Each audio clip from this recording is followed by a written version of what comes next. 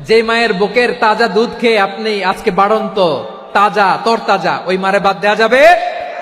মায়ের এক ধারে দুধের দাম, কাটিয়া গায়ের চাম, পাপুষ বানাইলেও ঋণের শোধ হবে না। এমন দরদি ভাবে কেউ হবে না আমার মাগো।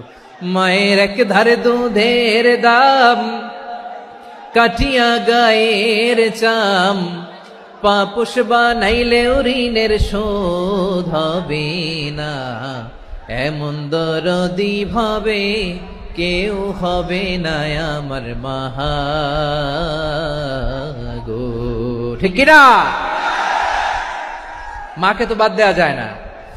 وَقَضَى رَبُّكَ أَلَّا تَعْبُدُوا إِلَّا إِيَّاهُ وَبِالْوَالِدَيْنِ إِحْسَانًا।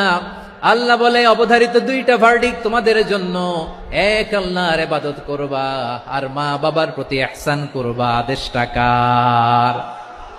মা বাবার প্রতি ইহসান করতে হবে।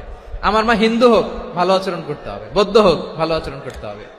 আমার যে সমস্ত হিন্দু ভাইয়েরা মুসলিম হয়েছ, তোমাদের মা বাবা এখনো মুসলমান হয় নাই, তাদের সাথে ভালো আচরণ করতে হবে। আপনাদের খেদমত নিজে করতে হবে অথবা খেদমতের ব্যবস্থা করাই দিতে হবে।